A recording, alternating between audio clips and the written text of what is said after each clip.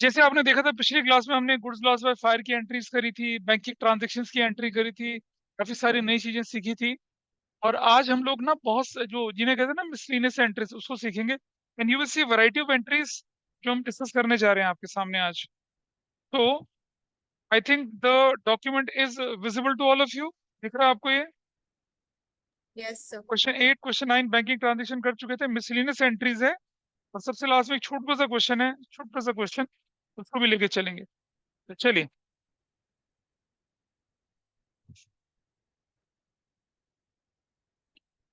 आइए। बुक्स किसकी बना रहे हैं आप? राहुल की। ध्यान रखेंगे, Rahul is the proprietor in this question. Rahul proprietor है, उसकी किताब में आपको जर्नल एंट्री करनी है।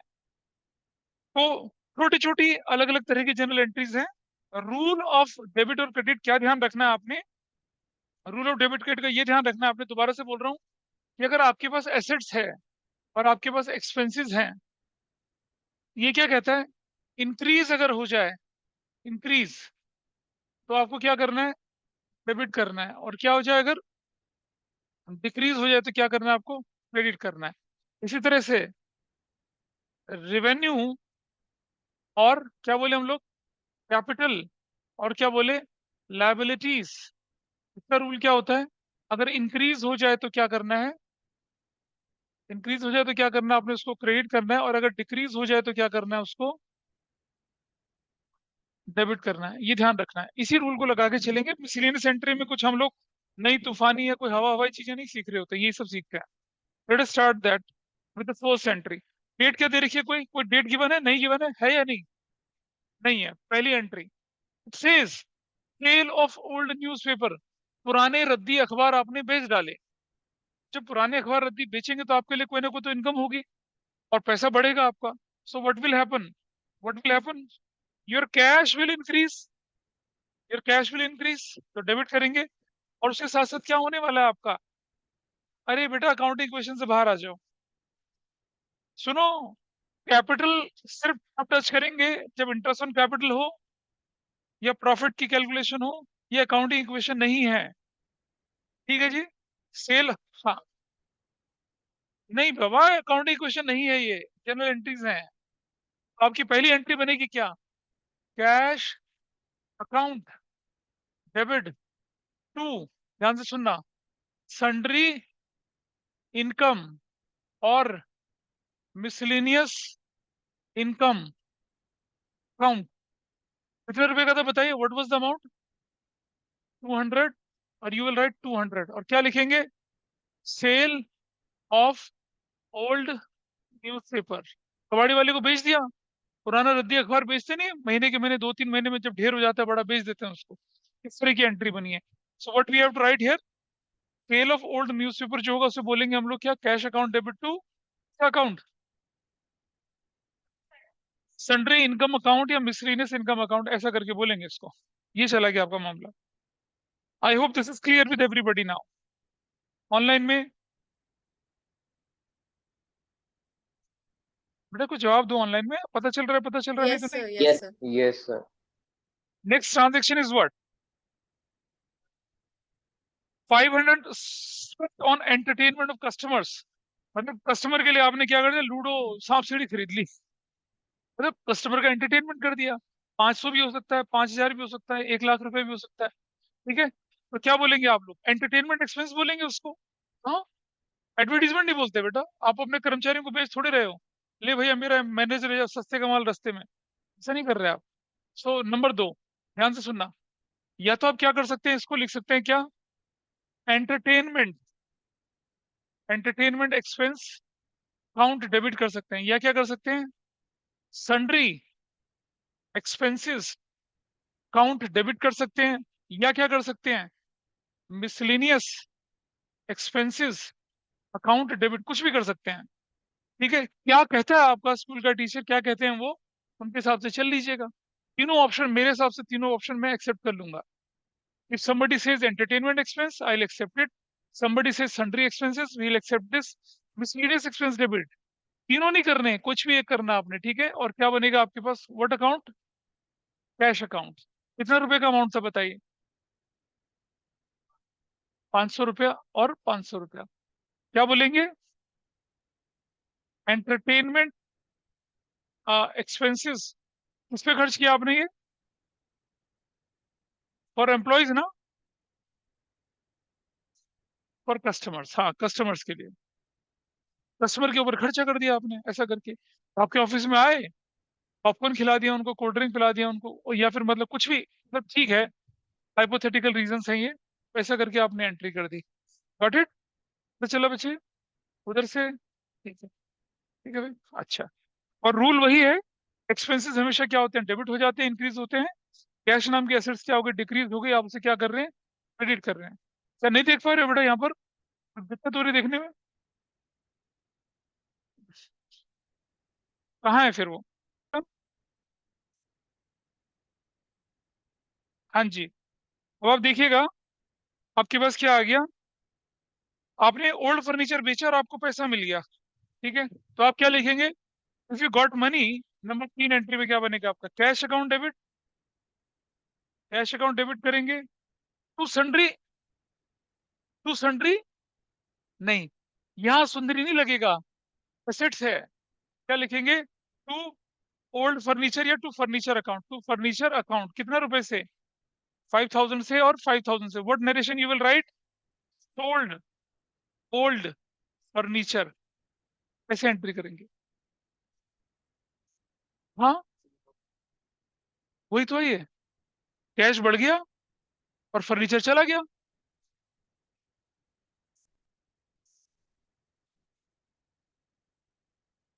ले भाई, ऐसा कर लिया, क्या दिक्कत है? कर सकते हैं, हाँ, क्या बोले?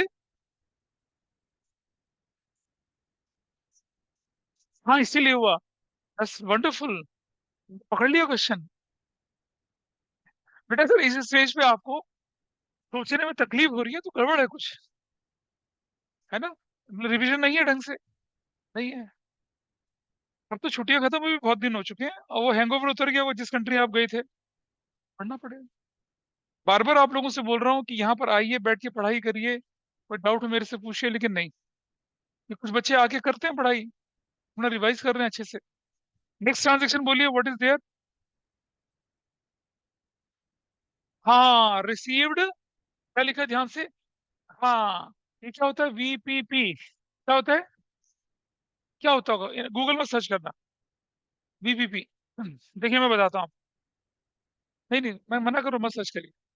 देखो क्या होता था पुराने जमाने में, हमारे जमाने में, हम बूढ़े लोग हैं, हमारे जमाने में क्या होता था कि जो सामान होता था वो, जैसे मान लो अभी तो आप अमेजन को फोन कर रहे हैं, अमेजन को अपना उसके ऐप से क्या कर रहे हैं, आप सामान खरीद रहे बेच रहे हैं। फ्लिपकार्ट है, मिंत्रा है, जोमेटो है, स्विगी, सब कुछ कर रहे हैं ना ऐसा। हमारे जमाने में क्या होता था कि बहुत सारे लोग, मार्केटिंग के जो तरीके होते थे उनमें से एक तरीका ये होता था कि किसी अखबार में या किसी मैगजीन में, अनाया सुन लीजिए बात, ठीक है, जैसे मुझे मिकी माउस का एक डॉल या एक छोटा सा कार्टून टाइप का मंगवाना है, तो अखबार में खबर आ जाती, मतलब अखबार में एडवर्टीजमेंट आता था कि if you want to have this kind of toy, तो हमें इस नंबर पर मनी ऑर्डर भेज दें। क्या भेज दें? Money order. मनी ऑर्डर नहीं भेजते तो कोई बात नहीं, हम ना कैश ऑन डिलीवरी करेंगे। कैश ऑन डिलीवरी होती थी उस जमाने में।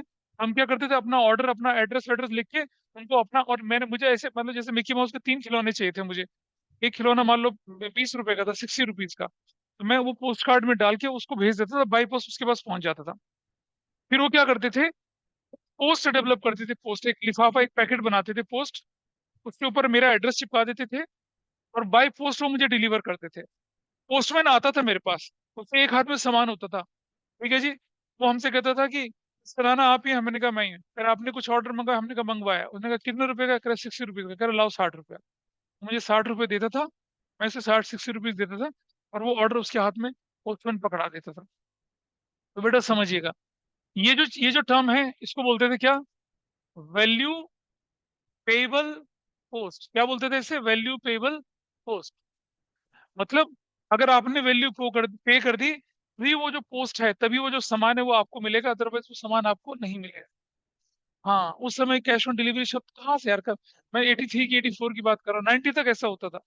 हाँ, कैश ऑन डिलीवरी कौन सा ऐप? ऐप तो कुछ, ऐप नाम की तो चीज ही नहीं थी कुछ। ऐप तो अब आए हैं 2000 के बाद, उससे भी बहुत बात। तो जो आप कैश ऑन डिलीवरी बोल रहे हो ना बच्चे, जो कैश ऑन डिलीवरी बोल रहा हूँ वो ये है, वैल्यू पेबल पोस्ट, VPP बोलते थे। तो मतलब आपने क्या किया, बाय पोस्ट आपने सामान खरीद लिया। तो कितने का सामान खरीदा बाय पोस्ट, आप बताइए मुझे। 7,000 का। तो आपने तो सामान खरीदा ना, चाहे कैश ऑन डिलीवरी खरीदा, चाहे अमेजन किसी से भी मंगवाया। तो your entry number 4 is going to be what, purchases. Purchases account debit to क्या हो जाएगा, कैश अकाउंट। कितने से, 7,000। 7,000 ठीक है। Purchased, purchased goods to VPP, that is your narration. समझे। VPP क्या चीज है, वैल्यू पेबल पोस्ट होती थी। कैश ऑन डिलीवरी का कंसेप्ट है ये। मतलब डाकिया, पोस्टमैन आपको सामान दे जाएगा और आपसे पैसा ले जाएगा। तो ऐसे ही होगा ना जैसे कैश परचेज करना है। ठीक है, बस इतना करते हैं। हाँ, अगर 50 रुपीज कन्वेंस चार्जेस करें आपने, आप क्या कर सकते हैं यहाँ पर, conveyance charges account debit to, ऐसे कर सकते थे, 7050 ऐसे। कई बार क्या होता था, सामान बहुत बड़ा होता था, बड़ा सामान होता था, तो डाकिया क्या कहता था कि भाई बहुत बड़ा सामान है, आपके पास आने में तो मैं नहीं आ सकता, तुम मेरे पास आ जाओ। हम अपना प्यून भेज देते थे, जा भाई चला जा तू, पैसे दे दे और सामान छुड़ा ले अपना। तो कन्वेंस चार्जेस दे दिए हमने। तो हमारा दो खर्चे हुए, एक तो परचेज नाम का खर्चा हुआ और एक कन्वेंस चार्ज का नाम का खर्चा हुआ। तो purchases account debit, conveyance charges account debit to cash account, कितने रुपए से हो गया, 7050 से हो गया। And your answer is done. इससे रोके, समझ में बात आई। बैलेंस पूरा कर रहे हो, बचा हुआ पार्ट पूरा कर रहे हो, लेकिन वो तो जमा करा देना। ठीक है ठीक है, चलिए आगे बढ़ते हैं। Is it fine with everybody those were online. Yes, Yes, sir. sir. Yes, sir. Next देखेंगे अब आपके पास, आपने purchased 20 shares of Atlas cycle industries limited eight the rate of rupees 120 पर शेयर एंड पेड ब्रोकरेज 2%। थोड़े अलग तरह के question है। भाई आप एक सोल प्रोप्राइटर हैं, आप हो सकता है किसी कंपनी के शेयर खरीदना चाहते हो, तो खरीद लीजिए। आपका बिजनेस चल रहा है, आपने बिजनेस के प्रॉफिट में से क्या निकाला, शेयर खरीद लिए। किससे, एटलस कंपनी के शेयर खरीद लिए, मतलब किसी भी लिस्टेड कंपनी के शेयर खरीद लिया आप लोगों ने। पढ़ा होगा ना बिजनेस स्टडीज में, formation of a company, subscription clause होता है, IPO होता है, सेल परचेज होता है, लिस्टिंग ऑफ अ कंपनी होती है, listing of shares in registered recognised stock exchange, ऐसा बिजनेस स्टडीज में होता है। तो देखिए क्या किया आपने, 20 शेयर एटलस साइकिल लिमिटेड के खरीद लिए। तो एक जरा तरीका, एक बात समझिए, जब भी आप शेयर मार्केट से कोई शेयर खरीदते हैं, तो बिना ब्रोकर के आप शेयर नहीं खरीद सकते हैं, और बिना ब्रोकर के आप शेयर बेच नहीं सकते हैं। मतलब अगर आप शेयर खरीदेंगे तो भी ब्रोकर को कमीशन देनी पड़ेगी, और अगर शेयर बेचेंगे तो भी ब्रोकर को क्या देना पड़ेगा, कमीशन देना पड़ेगा। ठीक है, ब्रोकर से आपको क्या करना है, खरीदना है तो भी आपको कमीशन देनी पड़ेगी, अगर बेचना है तो भी आपको क्या करना पड़ेगा, कमीशन देनी पड़ेगी। जरा देखिए मुझे बताइए, नंबर 5 में कितने शेयर खरीदे आपने, हाउ मेनी शेयर, 20 शेयर। एक शेयर कितने का था, 120 का। टोटल शेयर कितने के हो गए, 2400 का। ठीक है, ब्रोकरेज कितने की लग गई, ब्रोकरेज 2%, कितना हो गया, 48। टोटल वैल्यू कितनी होगी, 2448। अब आपकी एंट्री बनेगी क्या, इन्वेस्टमेंट्स अकाउंट डेबिट 2।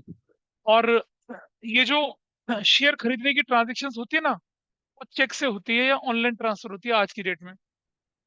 अब आप ऐसा नहीं करते कि आप कैश लेके चले जाओ और शेयर खरीद लो, ऐसा पॉसिबल नहीं है। सो एसेंशियली आपको क्या लिखना पड़ेगा, your bank has reduced. Investment क्यों बोले हम लोगों ने इसको, हमने किसी कंपनी के शेयर खरीद लिए, हमारे लिए एसेट्स बन गई हैं वो।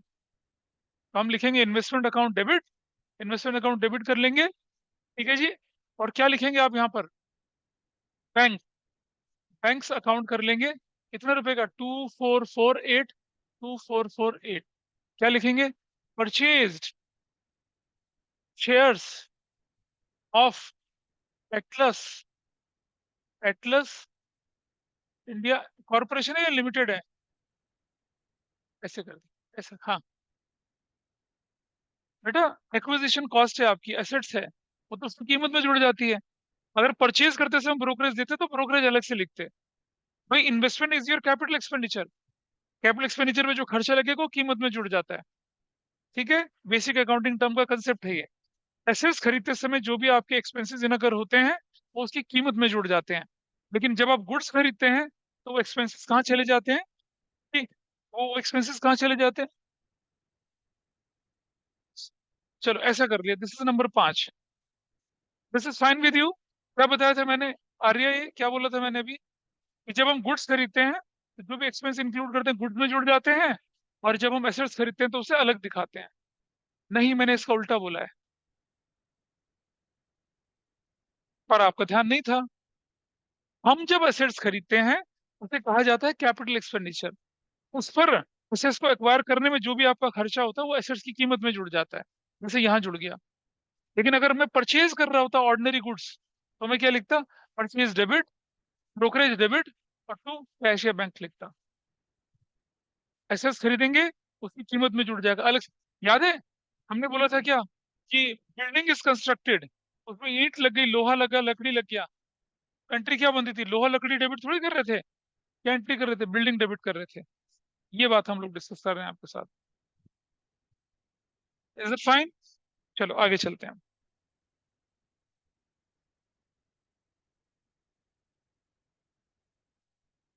इसके बाद क्या लिखा आप लोगों ने आगे? अब आपने क्या किया? Sold 20 shares of Atlas cycle India limited eight the rate 150 पर share and paid brokerage rupees, and paid brokerage 2%। अब आप शेयर खरीदते किस लिए हैं भाई? बेचने के लिए खरीद रहे हैं। तो जो खरीद आपने सस्ते खरीदे ना, आप बेच महंगा रहे हैं। देखिए कैसे करते हैं। अब मुझे बताइए कि नंबर 6 के लिए what was sales price, what was sales price इनकी क्या है? कि- कितने शेयर बेच रहे हो? 20 शेयर, कितने का एक शेयर है? 150 रुपए का। टोटल पैसा कितना आया? 3,000 रुपया आया, यही तो आया, ऐसे लिखा है। Got it? ब्रोकरेज कितनी देनी पड़ रही है? ब्रोकरेज, हाँ, 2%। तो ब्रोकरेज कितनी हो जाएगी? 60 रुपीज की ब्रोकरेज हो जाएगी यार। आपकी जेब में कुल मिलाकर कितना पैसा आएगा बताइए? How much money net you will get? 2940 आपके हाथ में एग्जैक्टली पैसा आने वाला है। ठीक है, अब जरा एक बात समझना बेटा, मैं बताता हूँ। इसे नोट कर लिया? आपके पेरेंट्स ने किसी कंपनी के शेयर खरीदे पैसा लगा के। आपके पेरेंट्स जब शेयर बेचते हैं तो जो ब्रोकर होता है ना, ब्रोकर पैसा काट के आपके अकाउंट में डालता है। ठीक है, और जब आपको शेयर बेचता है तो आपके अकाउंट से पैसा कैसे काटता है? वैल्यू प्लस ब्रोकरेज मिला के आपसे पैसा चार्ज करता है। तो वो क्या करता है? आपको बेचते समय भी क्या करता है आपको, और खरीदते समय भी क्या करता है? आपको काटता है, दोनों टाइम आपको काटता है। तो जरा देखें हम किस तरह से कटते हैं, अब अपने आप को देखें। सो मैं क्या लिखूंगा एंट्री अपनी? बैंक, बैंक्स अकाउंट डेबिट, कितना लिखूंगा? 2940 लिखूंगा। नेट अमाउंट लिखना है हमें यहाँ पर, नेट अमाउंट। एसेट्स के केस में ऐसा नहीं करते हम लोग, लेकिन इसके केस में हम कर रहे हैं। देखो बेटा समझना, शेयर की सेल अलग तरह से होती है और मशीनरी पुरानी एसेट्स की सेल अलग तरह से होती है। जैसे मान लो आपने अपना एक जमीन का टुकड़ा बेचा, मान लो 50 लाख का था, और प्रॉपर्टी डीलर ने बोला कि भाई 2% कमीशन मेरा है, 50 लाख का 2% कितना होगा? 1 लाख रुपया। तो आप क्या करेंगे? 50 लाख आपके पास आएगा, 50 लाख में से 1 लाख काट के आपके पास कितना बनेगा? 49 लाख रुपीज बनेगा। तो बिल्कुल वही यहाँ हो रहा है। आपके आपके शेयर की वैल्यू 3 लाख रुपए थी, 3,000 रुपए थी, और लेने वक्त और देते वक्त दोनों तरफ काटता हो पैसा। तो ब्रोकरेज कितनी हो गई? 2% हो गई। तो आपके अकाउंट में फाइनली पैसा कितना आने वाला है? 2940 का। हम ऐसा कर लेंगे 2940 का। लेकिन एक बात बताइए मुझे, टू इन्वेस्टमेंट्स अकाउंट, वो तो इन्वेस्टमेंट की असली वैल्यू कितनी थी? असली वैल्यू तो 2448 थी। भाई देखो, आपके पास तो जो इन्वेस्टमेंट निकल कर गया, what was original value of that? 2448 थी। भाई आपने तो 2484, आपकी एक्विजिशन कॉस्ट 2448 थी ना? तो 2448 का सामान गया, बदले में पैसा कितना है? 2940 का। इस प्रोसेस में क्या हुआ आपको? फायदा या नुकसान हुआ? प्रॉफिट हो गया। उसके लिए हम क्या करते हैं, to profit and loss account, bracket में क्या लिखते हैं, गेन। और कितने का गेन हुआ बताइए, 29। बताओ कितने का, 10 में से 8 गया, कितना बचा, 2। हाँ, 492 का गेन हो गया। ऐसे करना है।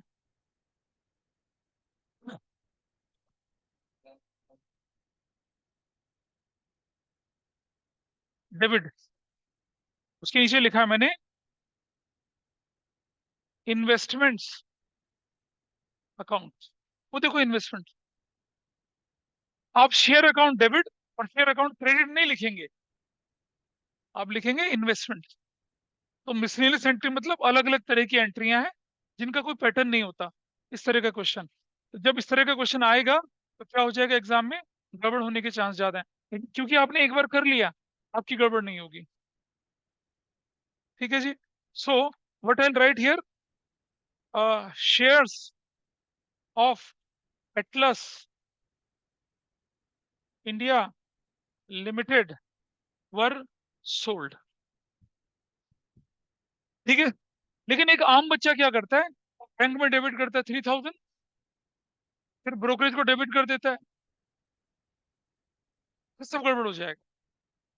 आपको जितना पैसा मिलना चाहिए था उसमें से ब्रोकरेज माइनस करने के बाद वैल्यू लिखनी है।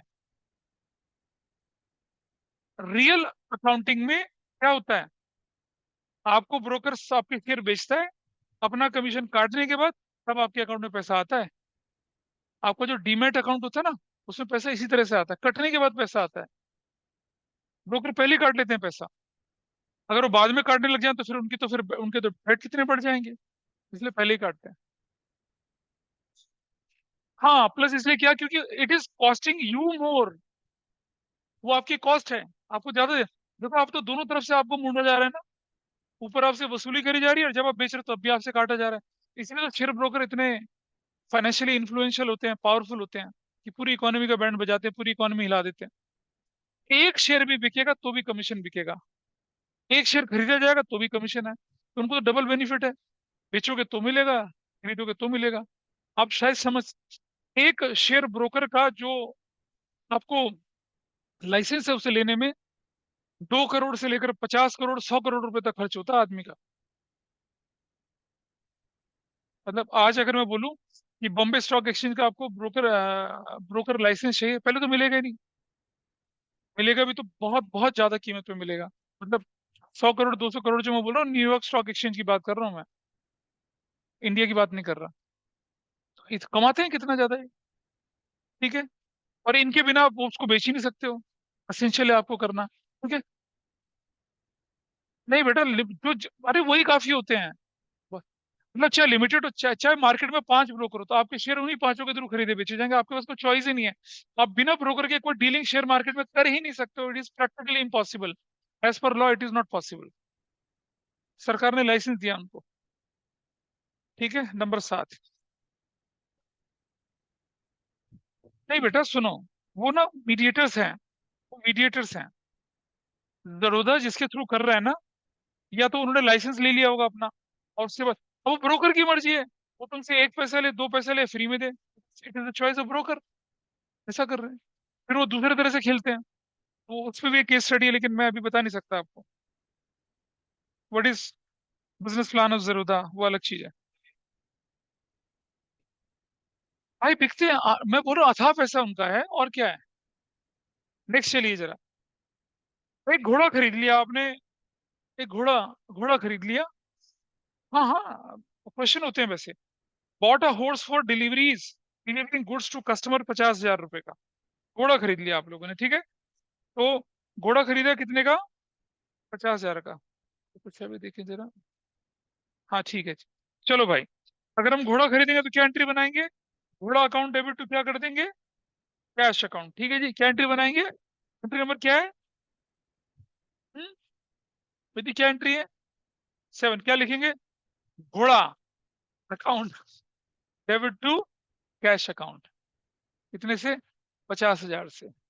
ठीक है, ये होता है गंवार तरीके से एंट्री लिखना, गंवारों की तरह। क्या लिख दी, हमें क्या खाता रहा बता। अच्छा, थोड़ा सोफिस्टिकेटेड तरीके से तो क्या लिखेंगे, हॉर्स अकाउंट डेबिट लिखेंगे। वो पढ़े लिखे गंवार होते हैं, वैसे भी नहीं करना। आपको क्या लिखना है? हाँ, क्या क्या क्या बोले? क्या बोले? शाबाश शाबाश, घोड़े को धूप में सुखाओ। इसको बोलते हैं क्या? लाइव स्टॉक अकाउंट डेबिट बोलते हैं उसको। क्या बोलते हैं? Live stock account. ठीक है। हाँ, कुत्ता गधा घोड़ा बकरी मुर्गा, ये सब इसी कैटेगरी में आते हैं। ठीक है। हाँ बेटा, खरीद असेट्स है। घोड़ा एक बार बैठ के क्या नदी में फेंक देगा उसे? है ना? घूमेगा ना, लकड़ी की काठी काठी पे घोड़ा गाने गाएगा। समझ रहे हैं? तो घोड़ा नहीं लिखेंगे, हॉर्स नहीं लिखेंगे, क्या लिखेंगे? लाइव स्टॉक लिखेंगे। लाइव स्टॉक है आपका वो। ठीक है। हाँ, अगर मुर्गी बत्तख बंदर बंदरिया कुछ होते तो भी उनको लाइव स्टॉक लिखते हैं। ठीक है। इंसान बहुत ही स्वार्थी प्राणी है, इन सबको क्या बना देता है? लाइव स्टॉक, जिंदा स्टॉक बना देता है इनको। You will right this live stock account.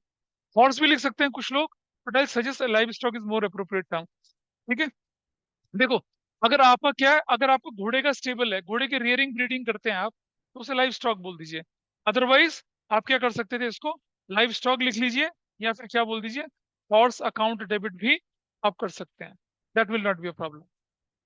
ठीक है। Got it. मैंने लाइव स्टॉक इसलिए लिखा, अगर आपके घोड़े का बिजनेस है, मतलब आप घोड़ों की, उनकी, मतलब घोड़े का फार्म हाउस है आपका, उसमें से आप क्या करते घोड़ों को, तो लो डिलीवरिंग गुड्स है तो सिर्फ घोड़ा अकाउंट डेबिट कर दीजिए। तो क्या कर लेंगे आप उसको, फिर बोलेंगे आप उसको हॉर्स हॉर्स अकाउंट डेबिट, घोड़े के नाम से लिख देंगे फिर।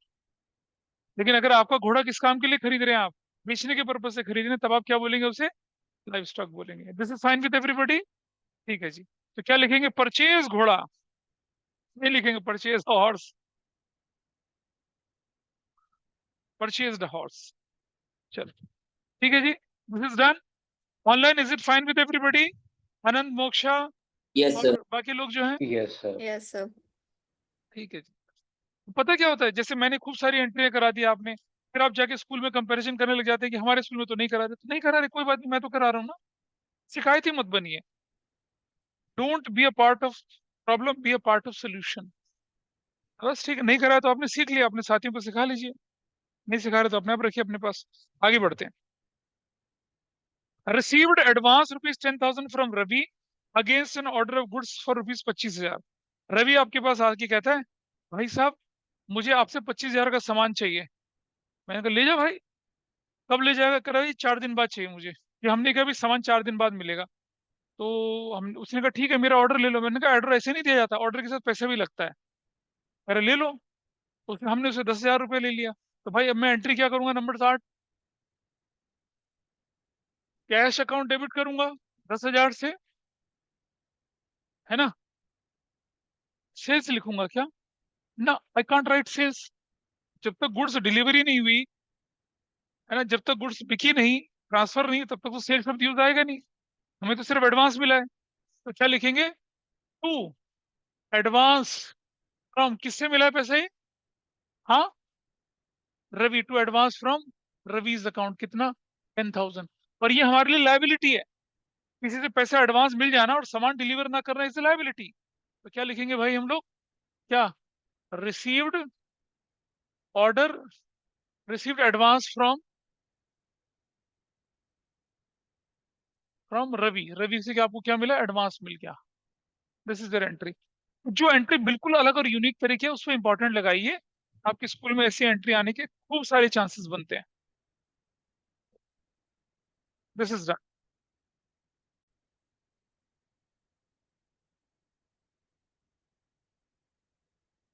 वो आपसे क्या कह रहे हैं क्वेश्चन अगला? Order of goods of Ravi executed.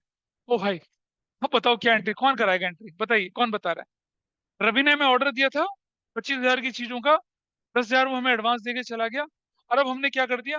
Order execute का क्या मतलब है भाई? ले भाई रवि, तेरा सामान तुझे दिया, बोल भाई क्या कहेगा?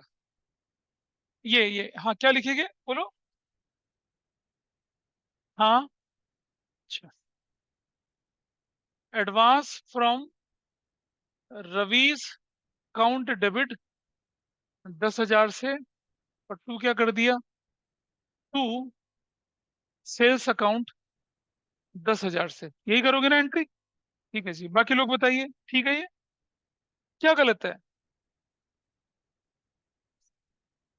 वापस थोड़ी कर रहे हैं, वापस थोड़ी कर रहे हैं। अरे एडवांस लाइफ की लाइबिलिटी खत्म हो जाएगी जब आप सेल कर देंगे। अगर आपने सामान दे दिया उसको तो एडवांस नाम की लाइबिलिटी खत्म हो गई। बोलो। हाँ हाँ, सेल्स अकाउंट में कितना हो जाएगा? 25,000। ये भी बिल्कुल ठीक बोला, सेल्स अकाउंट में 25,000 हो गया। और क्या बोल रहे हैं? कैश अकाउंट डेबिट हो गया कितने से? 15,000 से। ठीक है, ऐसा हो गया। अभी भी गड़बड़ है, बताइए क्या गड़बड़ है?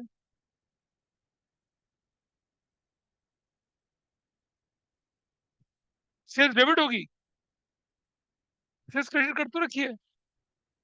नहीं, 50 सेल्स तो 25,000 से ही होनी है। अच्छा ये बताओ, ऑर्डर एग्जीक्यूट करने का मतलब ये है कि रवि ने पूरा पैसा दे दिया? नहीं ना, कैश नहीं लिखेंगे ना यहाँ पर, क्या लिखेंगे? रवीज अकाउंट डेबिट करेंगे। Is it okay with everybody? क्या हुआ? रवि से एडवांस मिला 10,000 का, और हमने बोला कि भाई हम तेरा सामान डिलीवर कर देंगे। हम अब हमने अगली डेट में क्या कर दिया? रवि का सामान डिलीवर कर दिया, एग्जीक्यूट कर दिया उसका ऑर्डर, तो हमारी तो सेल होगी 25,000 की। 25 में से हमें 10 पहले मिल चुके थे, उसको हमने कैंसिल कर दिया। हमने लिख दिया क्या? हमने लिखा क्या? एडवांस फ्रॉम रवि डेबिट करके खत्म कर दिया। इट वॉज लाइबिलिटी, अब नो मोर लाइबिलिटी। और अब बाकी बचा हुआ पैसे तो रवि से लेंगे ना। या तो बोलता है कि ऑर्डर एग्जीक्यूटेड इन कैश, तब हम कैश करते हैं यहाँ पर। अब हम रवि के नाम से लिखेंगे तो क्या हो जाएगा यहाँ पर? Goods sold and delivered to Ravi, ऐसे। या ऑर्डर डिलीवर्ड, ऐसा करके आप लिखेंगे इसको। इंपॉर्टेंट लगा ना इसको? आपके क्वेश्चन में देगा एग्जाम में, ऊपर एडवांस ले लेंगे और फिर बोलेंगे चलो भाई हो गया पूरा। ठीक है, ये एक्सेप्शनल क्वेश्चन है जो आपको हर जगह नहीं दिखेंगे। किसी एक किताब में एक दिखेगा, दो दिखेगा। मैंने ऐसे बहुत सारे क्वेश्चंस कंपाइल करके आप लोगों के लिए रखे हुए हैं। ठीक है, अभी तक मैंने जितना भी पढ़ाया ना, आपके बुक के क्वेश्चन उससे हो जाएंगे वैसे तो, लेकिन मैं थोड़े एडवांस आप लोगों को करवा रहा हूँ ताकि आपकी कंसेप्चुअल क्लैरिटी और अच्छे से बने। This is fine with everybody? Online is okay? Yes, Yes, sir. sir. Yes, चलो sir. ठीक है, फिर आगे बढ़ते हैं। Started business with cash, goods and, अच्छा सॉरी एक सेकंड है, एंड फर्नीचर रुपीज 40,000 का, ये बोल रहा है आपको। अब आपको अकाउंट इक्वेशन की बहुत ज्यादा याद आएगी। तो नंबर कितना है? 10। आप क्या लिखेंगे? पहला आइटम क्या था इसमें? कैश अकाउंट डेबिट, कितने से? 50,000 से। दूसरा क्या है? स्टॉक अकाउंट डेबिट, कितने से? 30,000 से। तीसरा क्या है? फर्नीचर अकाउंट डेबिट, कितने से? 20,000 से। टू 40,000 से। टू कैपिटल अकाउंट, कितने से? 1,20,000 से। क्या बोलेंगे? Started business with sundry assets, लिख रहा हूं मैं आपको, तीन चार एसेट्स दो, सन्ड्री एसेट्स बोल दीजिए, वरना सबका नाम लिख दीजिए, कोई फर्क नहीं पड़ता इससे। ठीक है जी, started business with sundry assets. कितनों के नाम लिखोगे? 5 एसेट्स हो तो क्या कर लोगे बताओ? मुश्किल पड़ जाएगा ना। हाँ ठीक, चलो नंबर 10।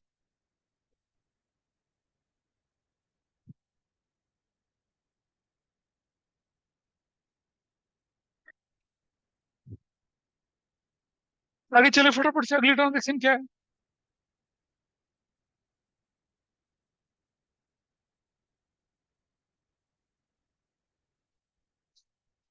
चलो चलो चलो चलो चलो आगे बढ़ते हैं। What is 11 transaction? ऑनलाइन में बताया कोई मुझे, what is 11th transaction? Goods purchased from क्या है? Atma ₹40,000 and sold to Yamraj 50,000. हाँ, अब आप क्या कर रहे हैं? आत्मा और परमात्मा का रिलेशन बनेगा आपका। आपने क्या कर लिया, देखिए जरा ध्यान से। आपने आत्मा से कुछ परचेज करी 40,000 की, और यमराज को बेच दी 50,000 में। है ना, कितना अच्छा है, ये वंडरफुल ट्रेडर। आत्मा से सामान खरीदा और यमराज को बेच दिया। है, कैसे करेंगे? देखिए, ये नोट कर लिया किसी ने? नोट कर लिया? हाँ हाँ, तुम्हारा ही है, जाओ, सब पूछने वाली बात क्या है। चलो देखें जरा। Thanks for coming. हाँ, तो क्या किया आपने, बताओ, आपने किससे सामान खरीदा? आप लिखेंगे क्या? Purchases account debit to Atma's account. कितने रुपए से, कितने का सामान खरीदा? यू विल राइट 40,000 हियर और 40,000 हियर। क्या नरेशन बनेगी? परचेज्ड गुड्स फ्रॉम आत्मा, आत्मा से गुड्स खरीद ली। एक नंबर ये। दो नंबर क्या कर रहे हैं आप? उन्हीं गुड्स को किसको बेच रहे हो? यमराज को। तो क्या लिखोगे? Yamraj account debit to sales account. कितने रुपए से बताइए?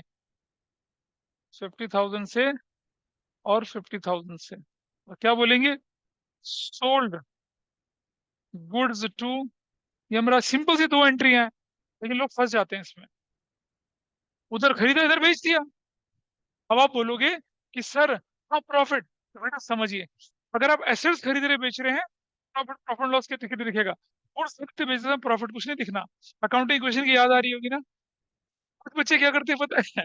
यमराज डेबिट 50,000 से, सेल्स 40,000 से, कैपिटल अकाउंट 10,000 से कर देते हैं ना। अगर ये अकाउंटिंग इक्वेशन होती है तो क्या करते? स्टॉक माइनस करते कितने का? 40 का। यमराज बढ़ाते कितने से? 50 से। कैपिटल में जोड़ देते 10,000 से। यहाँ ऐसा नहीं करते। गुड्स के केस में होने वाला प्रॉफिट एंड लॉस कभी शो नहीं होता है, नॉर्मल चलता है। क्यों होगा देखो, ये सेल्स, जब मैं ट्रेडिंग प्रॉफिट लॉस का ट्रेडिंग अकाउंट बनाऊंगा, सेल्स क्रेडिट साइड में जाएगा और परचेज डेबिट साइड में जाएगी। अपने आप डिफरेंस प्रॉफिट एंड लॉस की फॉर्म में दिखेगा, अलग से नहीं दिखाना होता एंट्री में। तो जब भी कोई एसेट्स बेचेंगे खरीदेंगे, उस पर प्रॉफिट एंड लॉस दिख सकता है, याद है ना, इन्वेस्टमेंट में दिखा था। लेकिन गुड्स को खरीदने बेचने में जो प्रॉफिट लॉस होगा उसे नहीं दिखाएंगे आप। अगर होता क्या, यही गुड्स में 30,000 की यमराज को बेच देता, तो क्या एंट्री होती? यमराज टू सेल्स 30 की करता, मैं इसको 40 की थोड़ी करता। अपने आप प्रॉफिट लॉस रिफ्लेक्ट होगा अकाउंट के अंदर। चलिए आगे बढ़े आप। Is it okay with everybody those who are online? क्यों भाई अनंत, आपकी घर की जो आपका जो घर है उस पर, उसको एमसीडी को टैक्स देना पड़ता है, आपको जानते हो? No sir. नहीं जानते, पूछ लेना पापा से। कौन से नंबर एंट्री है? 12। क्या लिखेंगे? Municipal tax account debit. कितने रुपए का बताइए? हाँ, 3,000 का। इनकम टैक्स अकाउंट डेबिट कितने से? 2,000 से। और टू क्या कर देंगे? बैंक। कितने से? 5,000 से। बन गई एंट्री, है ना? बट ये गलत है, ये गलत है। बताओ अनाया, क्यों गलत है? बताइए, कोई कोई बता। हाँ, नहीं ये नहीं, बताओ उधर से। अरे इनकम टैक्स के लिए ड्राइंग्स लगता है। इनकम टैक्स के लिए क्या लगता है? ड्राइंग्स लगता है।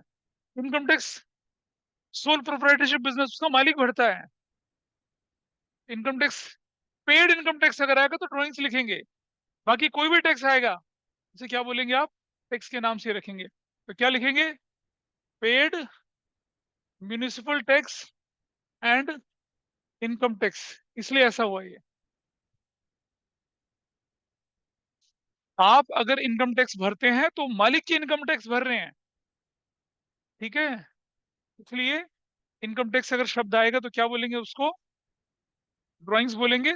और बाकी तरह के टैक्स को क्या बोलेंगे आप? टैक्स के नाम से उसको करेंगे पे। ठीक है जी अनंत, ध्यान रखेंगे इसका। Okay sir. आगे चलते हैं।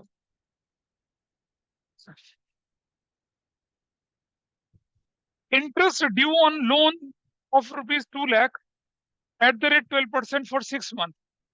भाई किसी से लोन लिया आपने, लिया होगा कभी, किसी से क्या लिया आपने कभी? लोन लिया। कितने का लोन लिया बताइए, क्या लिखा है क्वेश्चन में? कितने का लोन लिया? 2 लाख रुपीज का लोन लिया। कितना रेट देना है इंटरेस्ट उसमें? 12% देना है, लेकिन 6 मंथ्स का देना है। कितना हो गया? 12,000 हो गया, है ना। Interest is due on loan.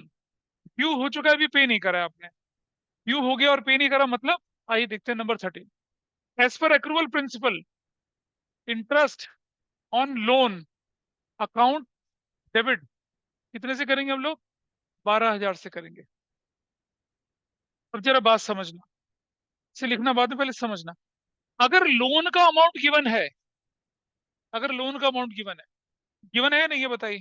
Loan का अमाउंट गिवन है, तो अगर आप लोन भी नहीं पे कर रहे हैं, इंटरेस्ट भी नहीं पे कर रहे हैं, तो बाद में आपको कितना पे करना पड़ेगा? 2 लाख प्लस 12, 2,12,000 देना पड़ेगा। यानी कि अगर आप इंटरेस्ट नहीं पे करते तो लोन बढ़ जाता है। लेकिन अगर लोन का अमाउंट ना गिवन होता, सिर्फ लिखता है इंटरेस्ट ऑन लोन, तो तब मैं एंट्री करता। अभी मैं एंट्री कर रहा हूँ interest on loan account debit to loan account 12,000 से। इसका reason, interest on loan is my expense, बढ़ गया, डेबिट कर दिया। लोन नाम की लायबिलिटी बढ़ गई, इसलिए क्रेडिट कर दिया।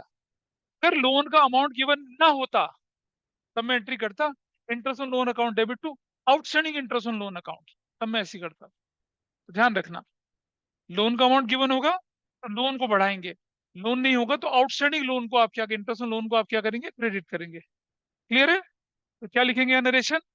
इंटरेस्ट ड्यू ऑन लोन, ऐसे 14 इंटरेस्ट ड्यू ऑन लोन हो जाएगा, आपका काम खत्म। चलें आगे, दिस इज फाइन। तो आप देख पा रहे हैं मैंने interest on loan debit to loan क्यों किया है? क्योंकि मेरे पास बोला है कि 2 लाख का लोन है। लेकिन अगर मेरे पास सिर्फ लिखा रहता है क्या, interest is due on loan 12,000, तो मैं एंट्री करता interest on loan account debit to outstanding interest on loan account. वो नहीं करी मैंने, लोन अकाउंट क्रेडिट करा। क्या चीज नहीं समझ में आ रही है? नेक्स्ट चले आगे, नोट करिए पहले फटाफट से इसे। देखो जरा, मैं बता रहा हूं आपको, ध्यान से सुनना। लिखा है, एक ट्रांजेक्शन लिखी है, interest is due but not yet paid on loan rupees 12,000। अगर ऐसा लिखा हुआ आ गया, उसे लिख लिया बेटा, लिख लिया, यहाँ देखिए। हाँ, अगर ऐसे, ये उससे अलग है, मतलब एक कंसेप्ट है, interest on is due but not yet paid on loan 12,000। या ऐसा लिखा हुआ आ जाए क्या, कि interest is outstanding on loan rupees 12,000, ऐसा लिखा हुआ आ जाए, तो आप एंट्री क्या बनाएंगे? इसका सोल्यूशन क्या बनेगा?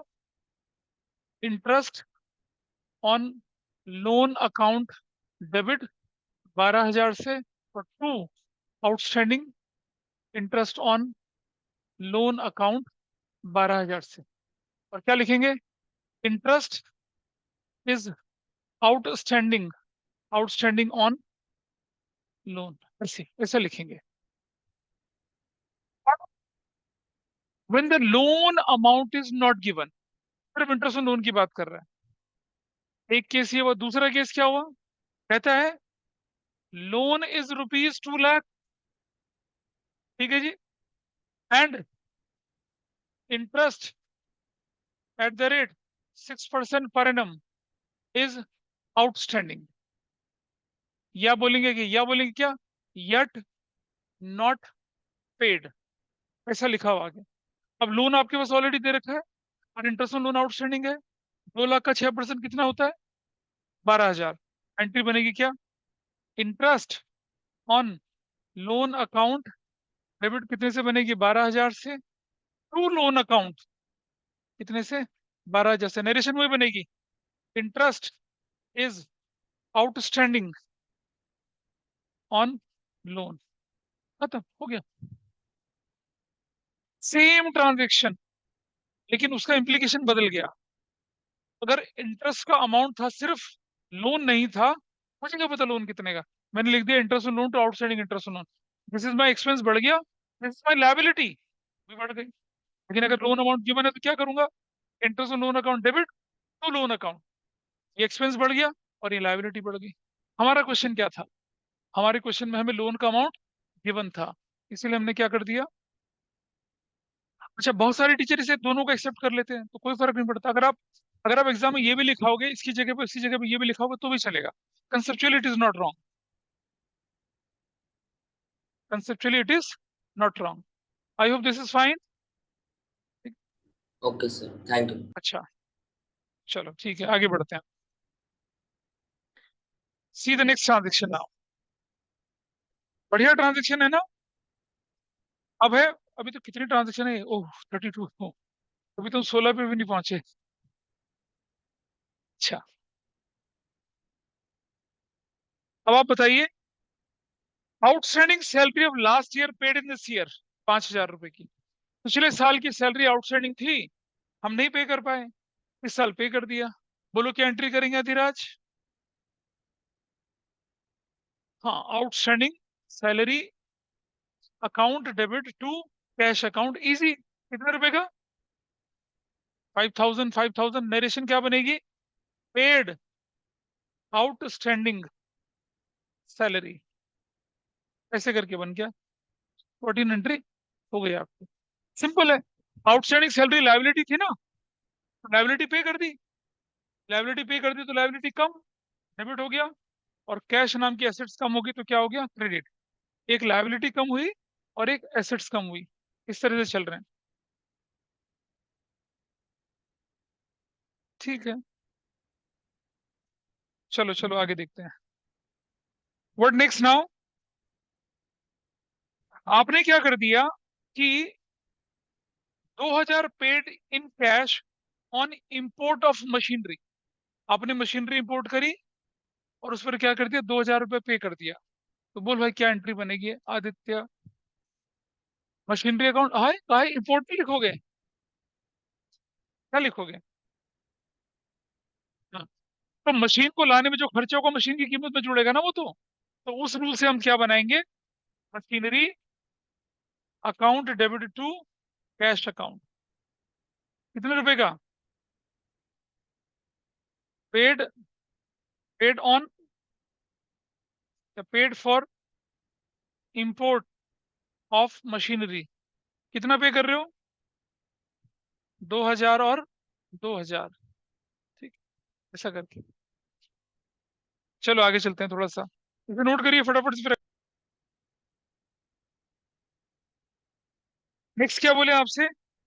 B R received from debtors, 10,000 का। B R receive from debtors. तो देखिए भैया, नंबर 16, बी आर नाम की एसेट्स बढ़ रही है, डेटर नाम की एसेट्स घट रही है। घर जाना है क्या फिर फोन? अच्छा, तो क्या बनेगी एंट्री? B R account debit to debtors account. कितने का बनेगा बताइए? बोलो। 10,000 शायद, 10,000 से बनेगा। क्या बोलेंगे? Received B R from debtors, हो गया entry. Receive B R from debtors, ऐसा कर लिया। I hope this is fine.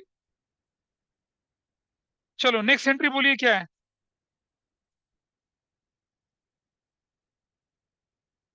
What is next?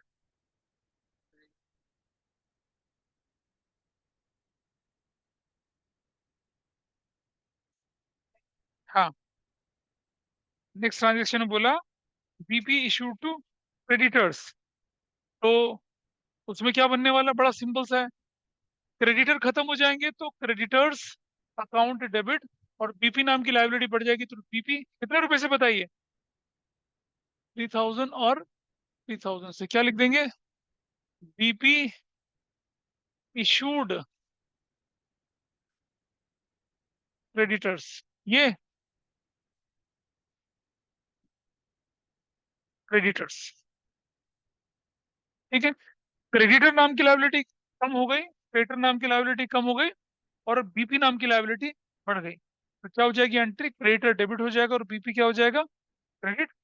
बिंदास, हो गया।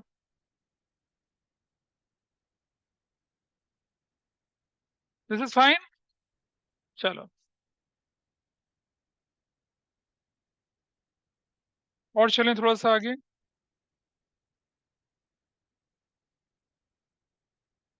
कितना अच्छा होता है ना, ऑनलाइन में अपनी रफ्तार से काम करते रहो, कोई पूछने वाला नहीं, कोई बोलने वाला नहीं है, तो सामने बैठ के परेशानी होती है। वो मजेदार एंट्री आ गई। चलो, आपने एक घोड़ा खरीदा 2 लाख रुपए का, आपने एक गाड़ी खरीदी 50,000 रुपए की, आपने 5,000 रुपए उस बंदे को दे दिया जो घोड़ा गाड़ी आपके दरवाजे पे पहुंचा के आ गया। बोलो भाई, क्या एंट्री होनी चाहिए? नहीं, लाइव स्टॉक हाँ कर सकते हो ऐसे, ठीक है ठीक है ठीक है ठीक है, चलो चलो चलो चलो, कोई बात नहीं, एक बच्चा सोचो, बाकी लोग भी सोचो। हाँ, क्या बोल, तुम बोल रहे थे? हाँ, बोलो।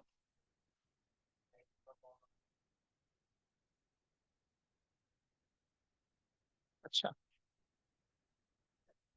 घोड़ा तो लाइव स्टॉक में समझ में आया। घोड़ा, गाड़ी, वो भी लाइव स्टॉक है। तो घोड़ा जो है, गाड़ी जो है घोड़े के अंदर परमानेंटली फिक्स हो जाती है क्या? किराया भाड़ा? अरे भाई, मान लो तुमने गाड़ी खरीदी, तुम्हें ड्राइविंग नहीं आती, तो कोई, मैं गाड़ी गाड़ी, घोड़ा गाड़ी is different, cart is different. अरे मत बोलो ना, जवाब दो फिर। एक तो वो कोशिश भी कर रहा है।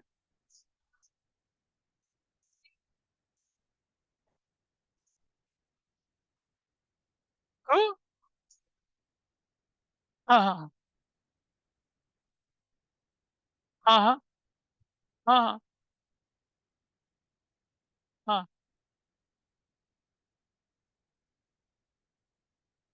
हाँ हाँ, सही जा रहे हैं, सही जा रहे हैं। चलो देखें जरा कैसे करना था, बिल्कुल ठीक बोले।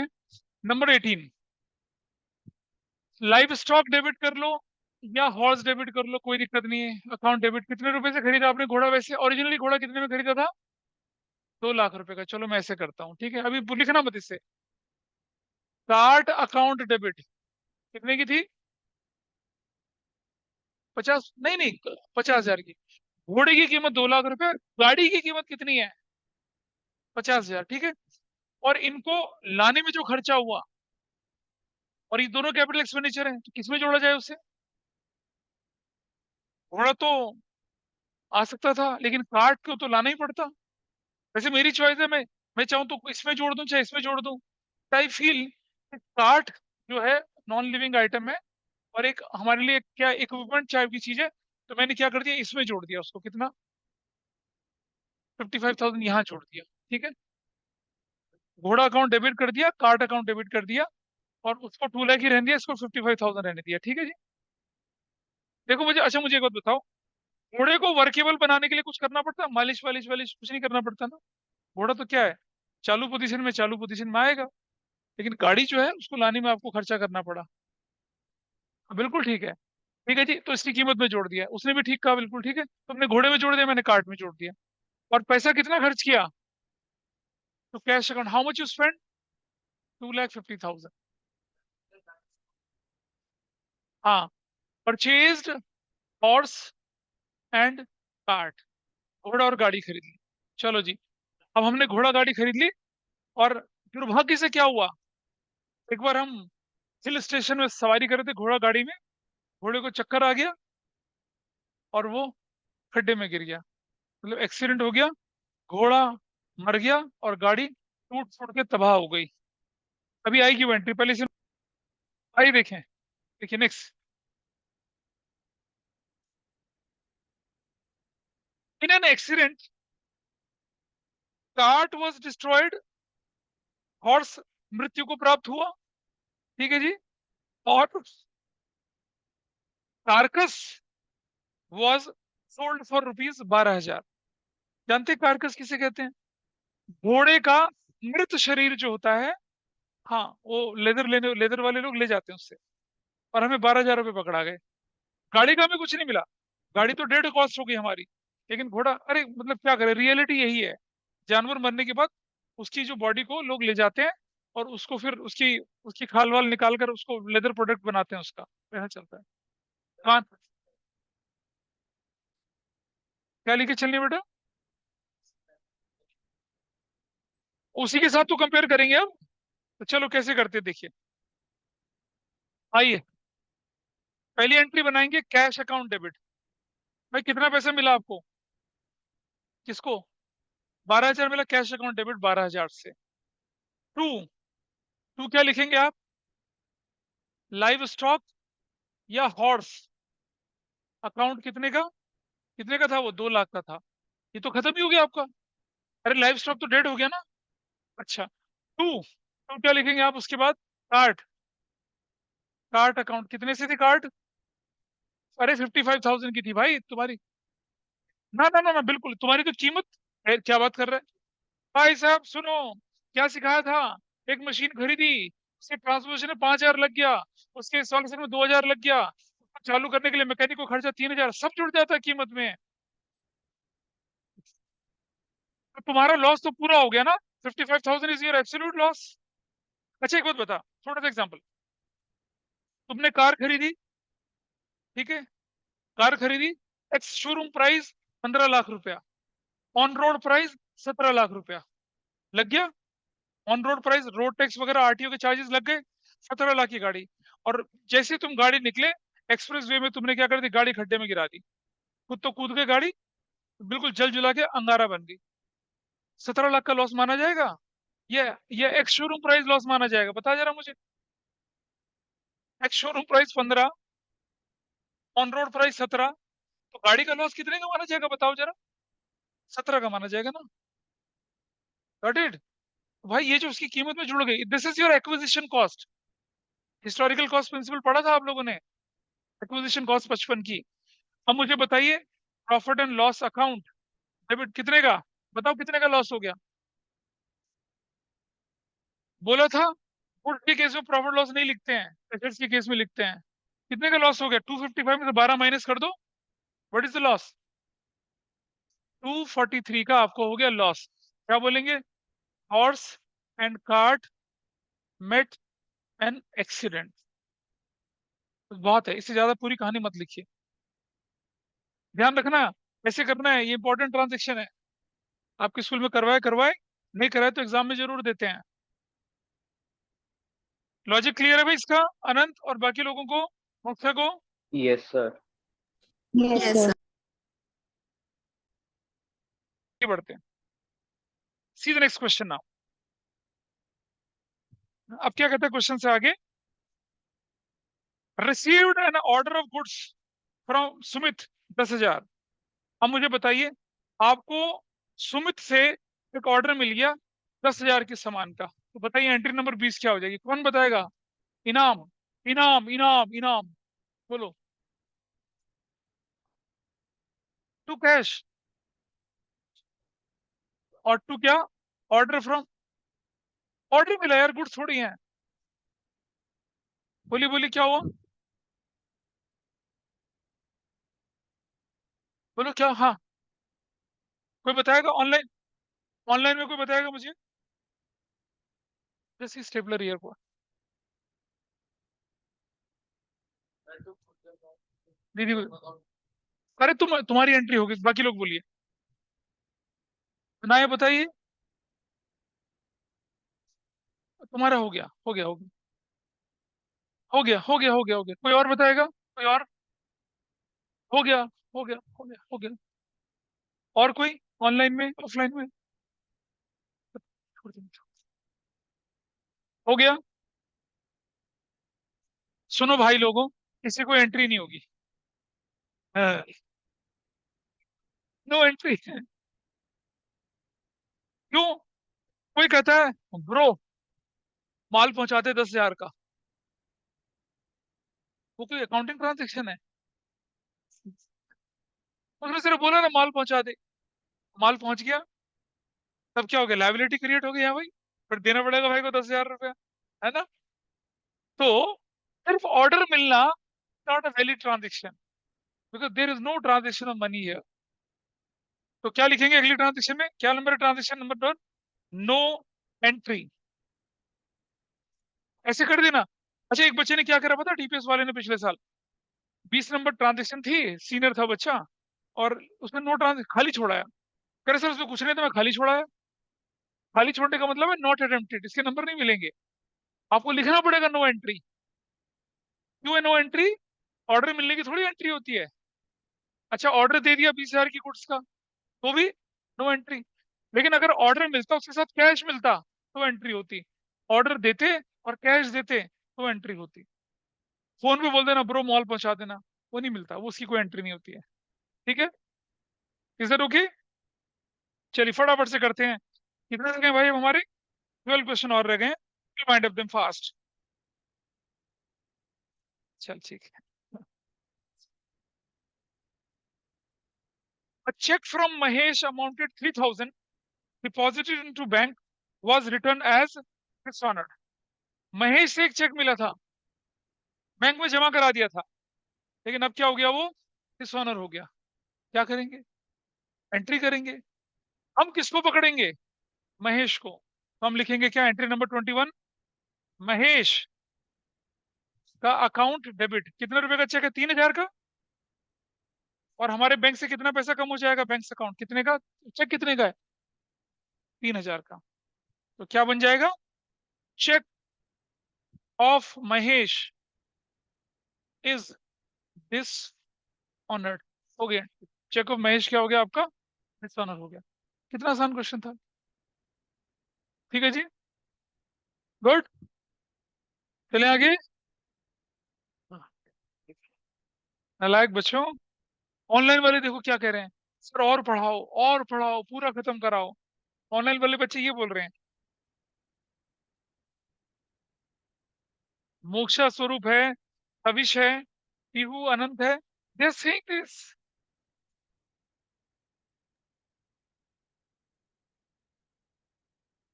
चलो ठीक है, सुनो बेटा, number 22, stock at the end of the year was ₹32,000। बोलो क्या एंट्री बनेगी? स्टॉक, देखो ध्यान से समझना, stock at the end of the year की एंट्री क्या बनेगी बताइए?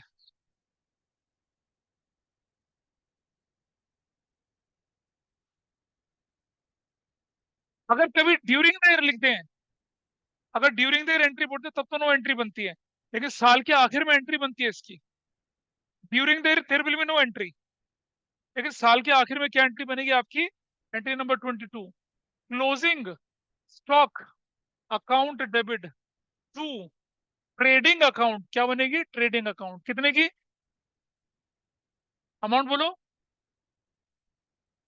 32,000, 32,000 ऐसे। तो बोलेंगे क्लोजिंग स्टॉक, नरेशन में लिखना पड़ेगा आपको, at the end of the year, at the end of the year. ठीक है, note, there there will be no journal entry for closing stock during the year. During the year अगर बोलेगा तो कोई एंट्री नहीं करनी है। जैसे मान लिया अप्रैल 25 को बोल दे कि क्लोजिंग स्टॉक है, तब थोड़ी वो क्लोजिंग स्टॉक थोड़ी होगा। क्लोजिंग स्टॉक तो साल के आखिर में होता है, इसकी कोई एंट्री नहीं करते हैं। क्लोजिंग स्टॉक की एंट्री सिर्फ साल के आखिर में ही होती है।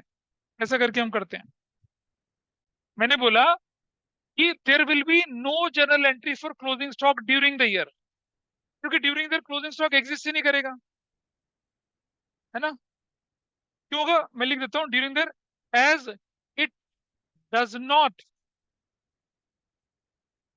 अभी रुक जा, एग्जिस्ट ड्यूरिंग द ईयर। ये कब एग्जिस्ट करता है? Only eight the end of the year. हाँ बोलो।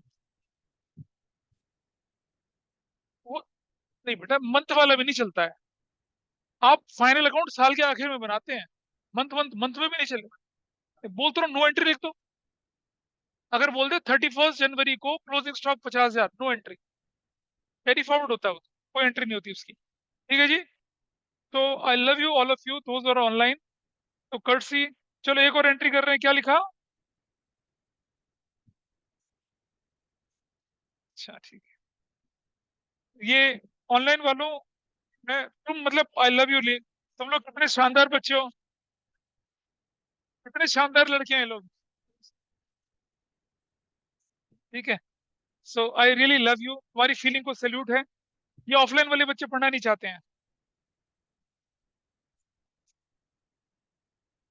चलो, with a very heavy heart, ये बच्चे कह रहे हैं सर प्लीज मत करो बंद क्लास, देखो मेरे कानों में आवाज गूंज रही है। I am sorry sorry, please mind up. नहीं करते हैं, छोटी क्लास थोड़ी ज्यादा कर लेंगे, ठीक है? Thank you, online students. Thank you for such a great love and passion.